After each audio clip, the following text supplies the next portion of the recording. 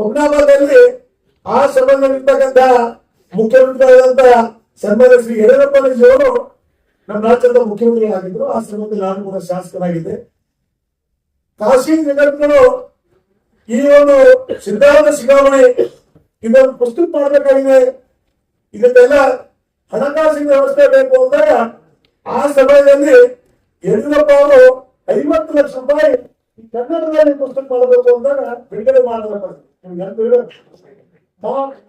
ಮಾಡಿ ಅವರಿಂದ ಪ್ರಾರಂಭ ಆಯಿತು.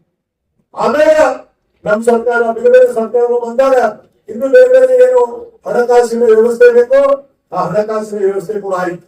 ಇವತ್ತೆಲ್ಲಾ ಭಾಷೆಯಲ್ಲಿ ಈ ಸಿದ್ಧಾಂತ ಶಿಖಾಮಣಿ ಅಂತ ಇವತ್ತೇನು ಪುಸ್ತಕ ಬಂದಿದೆ.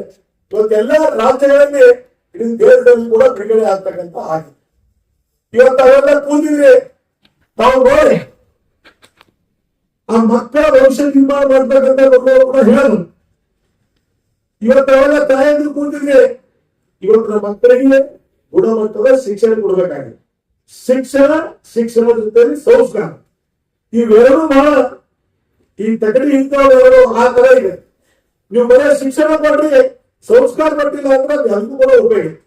ಇವತ್ತಿನ ಕಾಲದಲ್ಲಿ ನೋಡ್ತಾ ಇದೀವಿ, ಎಷ್ಟೋ ಜನ ತಾಯಿ ತಂದೆಯರು ಆ ಮಕ್ಕಳಿಗೆ ಡಾಕ್ಟರು, ಇಂಜಿನಿಯರ್, IAS, IPS ಎರಡು ದೊಡ್ಡ ದೊಡ್ಡ ಹುದ್ದೆಗಳಿದಾರ. ಆ ಮಕ್ಕಳು ಆ ಓದ್ಬೇಕಾದ್ರೆ ಆ ತಂದೆ ತಾಯಿ ಪರಿಸ್ಥಿತಿಯಲ್ಲಿ ಹೋದ್ರೆ ಅವ್ರಿಗೆ ಗೊತ್ತಿದೆ. ಅಂತ ಪರಿಸ್ಥಿತಿಯಲ್ಲಿ ಕೂಡ ಅವ್ರು ವಿದ್ಯಾವಂತರು ಮಾಡಿ ಅವ್ರು ಹೋದ್ರು ಫಾರಿನ್, ಅಮೆರಿಕಕ್ಕೋ, ಲಂಡನ್ಕೋ, ಪ್ಯಾರಿಸ್ಕೋ ಎಲ್ಲೋ ಹೋದ್ರು. ಇಲ್ಲಿ ತಾಯಿ ತಂದೆಯರಿದ್ದಾರ ವೃದ್ಧಾಶ್ರಮ. ಇವತ್ತು ಎಂತ ಪರಿಸ್ಥಿತಿ ಇದೆ.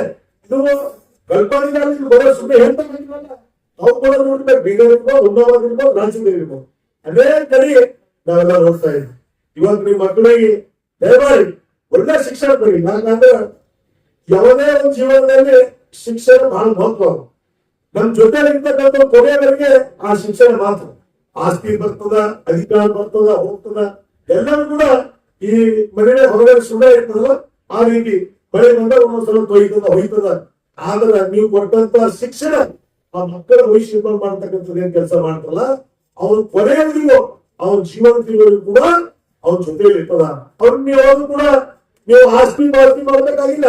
ನೀವು ಒಳ್ಳೆ ಶಿಕ್ಷಣ ಕೊಡಿ. ಆ ಶಿಕ್ಷಣದಿಂದ ಅವ್ರು ಒಳ್ಳೆ ಭವಿಷ್ಯ ನಿರ್ಮಾಣ ಮಾಡೋದು. ಇವಾಗ ಏನಿದೆ, ಮನುಷ್ಯನ ಜೀವನದಲ್ಲಿ ಹುಟ್ಟು ಅನಿವಾರ್ಯ, ಸಾವು ಶಾಸ್ತ್ರ. ಹುಟ್ಟು ಮತ್ತು ಸಾವು ಅದರ ಮಧ್ಯದಲ್ಲಿ ನಮ್ಮ ಹೋರಾಟ. ನಾವು ಏನ್ ಮಾಡಿದೀವಿ. ಈಗ 4 ಬಾರಿ ಶಾಸಕರಾಗಿದ್ದೀನಿ, ಮಂತ್ರಿ ಆಗಿದ್ದೀನಿ, ಅದು ಮುಖ್ಯ ಅಲ್ಲ. ನಾನು ಇರ್ತಕ್ಕಂಥ ಅವಧಿಯಲ್ಲಿ ನಾನು ಕೊಟ್ಟಂತ ಕೊಡುಗೆ ಏನು, ಬೀದರ್ ಜಿಲ್ಲೆಗಿರ್ಬೋದು, ರಾಜ್ಯಕ್ಕಿರ್ಬೋದು, ವಿಶೇಷವಾಗಿ ಹುಮ್ನಾಬಾದ್ ಕ್ಷೇತ್ರಕ್ಕಿರ್ಬೋದು, ನಾವು ಕೊಟ್ಟಂತ ಕೊಡುಗೆ ಏನು, ನಾವೇನ್ ಕಾರ್ಯ ಮಾಡಿದೀವಿ ಅದು ಬಹಳ ಮುಖ್ಯವಾಗಿದೆ. ಆದ್ರೂ ಹೋದ್ರು ಬಂದ್ರು ಅದು ಕೂಡ ಲೆಕ್ಕಕ್ಕಿಲ್ಲ. ನಾವು ಮಾಡಿರ್ತಕ್ಕಂಥ ಕಾರ್ಯಗಳೇ ಯಾವಾಗಲೂ ಕೂಡ ನೆನೆಸ್ತಕ್ಕಂಥದ್ದು. ಇವತ್ತು ಹೇಳಲು ಸುಳಿಗೆ ಮಾತಾಡುವಾಗ ಕರಪ್ಷನ್ ಬಗ್ಗೆ ಕೂಡ ಪ್ರಸ್ತಾವ ಮಾಡಿದ್ರು. ಇವತ್ತು ಕರಪ್ಷನ್ ಬಗ್ಗೆ ಹೇಳ್ಬೇಕಾಗಿತ್ತು ಅಂದ್ರೆ ಇದು ನನ್ನ ವ್ಯವಸ್ಥೆ ಸ್ವಾತಂತ್ರ್ಯ ಪೂರ್ವದಿಂದ ಸ್ವಾತಂತ್ರ್ಯ ಇದೆ, ಅಲ್ಲಿಂದವರೆಗೆ ಇದು ನಡೀತಾನೆ ಇದೆ. ತಾವು ಹೇಳ್ರಿ, ವೇದಿಕೆ ಎಲ್ಲಾ ರಾಜಕೀಯ ನಾಯಕರು ನನ್ನ ಹೋರಾಡು ಎಲ್ಲರೂ ಕೂಡ ಬಸವ ತತ್ವ, ಬಸವಣ್ಣನ ಆಧಾರಿತ ಎಲ್ಲರೂ ತಾವು ಬಂದಾಗ ಎಲ್ಲರೂ ಕೂಡ ಮಾತಾಡ್ತೀವಿ. ಆದ್ರೆ ನಡೆಯ ಸಮಯದಲ್ಲಿ ಇವತ್ತು ಇಡೀ ರಾಜ್ಯದಲ್ಲಿ, ದೇಶದಲ್ಲಿ ತಾವು ಹೇಳ್ತಾ ಇದ್ರಿ ಮೊದಲನೇದಾಗಿ ಭ್ರಷ್ಟಾಚಾರ ಮುಗಿಬೇಕು, ಮುಗಿತಾ ಇದೆ, ಹೆಚ್ಚಾಗ್ತಾ ಇದೆ. ಅದಕ್ಕೆ ನಾನು ಯಾವ್ದು ಮತ್ತೊಂದು ತಪ್ಪಾಗ್ತದೆ ಈ ಕಾರ್ಯಕ್ರಮ. ಇದು ಎಲ್ಲಿಗೆ ಹೋಗ್ತಾ ಇದೆ, ಇದಕ್ಕೆ ಅವರು ಇತಿಮಿತಿ ಇಲ್ಲ. ಅದು ಎಲ್ಲಿವರೆಗೆ ಅಂತ್ಯ ಆಗಲ್ಲ. ಇವತ್ತು ನಮ್ಮ ರಾಜ್ಯ ಸುಧಾರಣೆ ಹೇಳಿದ್ರೆ ಬಾಬಾ ಶಿಕ್ಷಣಕ್ಕೆ ಬಹಳ ಒತ್ತು ಕೊಡಿ, ಆಸ್ಪತ್ರೆ ಇವತ್ತು ಆರೋಗ್ಯಕ್ಕೆ ಒತ್ತು ಕೊಡಿ. ಇವತ್ತು ಸುಧಾರಣೆ ಬಹಳ ಮಾರ್ಮಿಕವಾಗಿ ಅವ್ರು ನಿಮ್ಮ ಉದ್ದೇಶಕ್ಕೆ ಆಶೀರ್ವಚನೆ ಮಾಡಿ ನಾವು ದಯಮಾಡಿ.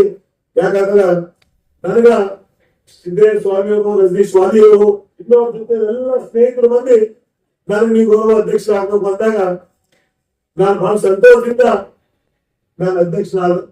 ಇವತ್ತು ಎಲ್ಲರೂ ಕೂಡ ಇದು ಒಂದೇ ಒಂದು ಹೇಳಕ್ ಇಚ್ಛೆ ಪಡ್ತೀನಿ. ನಮ್ಮ ಸಮಾಜ ಏನೇ ಒಂದು ಕಾರ್ಯಕ್ರಮ ಮಾಡಬೇಕು ಅಂದ್ರೆ ಎಲ್ಲರೂ ಕೂಡ ಒಗ್ಗಟ್ಟಿನಿಂದ ಮಾಡಬೇಕು ಅಂದ್ರೆ ಏನಾದ್ರೂ ಒಂದು ವಿಘ್ನ ಬರ್ತದೆ. ಆದ್ರೆ ನಾನು ಹೇಳಕ್ ಇಚ್ಛೆ ಪಡ್ತೀನಿ, ಯಾರು ನಾವೆಲ್ಲರೂ ಸೇರಿ ಒಂದು ಕಾರ್ಯ ಯಶಸ್ವಿ ಆಗ್ಬೇಕು, ನಮ್ಮ ಸಮಾಜ ಸಂಘಟನೆ ಆಗ್ಬೇಕು. ಇವತ್ತು ಇಲ್ಲೇ ಅಲ್ಲ, ನಾವು ಬೆಂಗಳೂರಲ್ಲಿ ಕೂಡ ಶಾಮನೂರು ಶಿವಶಂಕರಪ್ಪ ಇವರೆಲ್ಲ ಶಾಸಕರು ಮಂತ್ರಿಗಳು ಅಥವಾ ಬೆಳಗ್ಗೆ ಮೀಟಿಂಗ್ ಮಾಡಬೇಕು ಈ ಸಮಾರಂಭದ ಅಧ್ಯಕ್ಷರಿಗೆ ಯಾರಿಗೆ ಮಾಡಬೇಕು ಅಂತ ಒಂದು ಹೇಳ್ತಿದ್ದಾರೆ.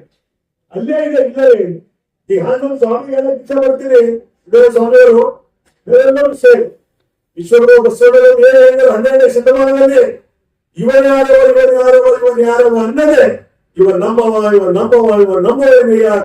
ಖರೀದಿಸುವ ಪ್ಲಾನ್ ಇರುತ್ತೀರಾ? ಹಾಗಾದ್ರೆ ಕೇತಕಿ ಡೆವಲಪರ್ಸ್ ನಲ್ಲಿ ಮೂಲಭೂತ ಸೌಕರ್ಯಗಳುಳ್ಳ CC road, footpath, garden, under drainage, water supply, ಉತ್ತಮ ಪರಿಸರವುಳ್ಳ ಫ್ಲಾಟ್ಸ್ ಲೇಔಟ್ ಲಭ್ಯ. ಬೀದರ್, ಹುಮ್ನಾಬಾದ್ ಸೇರಿದಂತೆ ಹಲವು ಭಾಗಗಳಲ್ಲಿ ಸುಂದರ ಲೇಔಟ್ಗಳಿದ್ದು ಅತ್ಯುತ್ತಮ ಬೆಲೆ, ಇಎಂಐ ಸ್ಕೀಮ್ಸ್ ಅನ್ನು ಲಭ್ಯ. ಹಾಗಿದ್ರೆ ತಡೆಯಾಕೆ ಹಿಂದೆ ಸಂಪರ್ಕಿಸಿ 7676474747 ಎಂಡಿ ಸಂಗಮೇಶ್ ಚಿದ್ರಿ, ಹುಮ್ನಾಬಾದ್. ಗ್ರಾಹಕರ ಸ್ಯಾಟಿಸ್ಫ್ಯಾಕ್ಷನ್ ನಲ್ಲಿ ನಂಬರ್ 1 ತೃಪ್ತಿಕರ ದೈಹಿಕವಾದ ಹುಮ್ನಾಬಾದ್ನ ಎಸ್ವಿ ಟಿವಿಎಸ್ ಶೋರೂಮ್ ನಿಮಗಾಗಿ ತರುತ್ತಿದೆ ಹೊಸ ಮಾಡೆಲ್ಗಳ ಹೊಸ ಬೈಕ್ಗಳು. ಇಲ್ಲಿ ಟಿವಿಎಸ್ ನ ಸ್ಪೇರ್ ಪಾರ್ಟ್ಸ್ ಹಾಗೂ ಸರ್ವಿಸ್ ಕೂಡ ಲಭ್ಯ. ಹಾಗಿದ್ರೆ ತಡೆಯಾಕೆ ಹಿಂದೆ ಭೇಟಿ ನೀಡಿ. ನಾಗಲಕ್ಷ್ಮಿ ದಾಬಾ ಹತ್ತಿರ, ಗುಲ್ಬರ್ಗಾ ರೋಡ್, ಹುಮ್ನಾಬಾದ್. ಹೆಚ್ಚಿನ ಮಾಹಿತಿಗಾಗಿ ಸಂಪರ್ಕಿಸಿ 8494951009.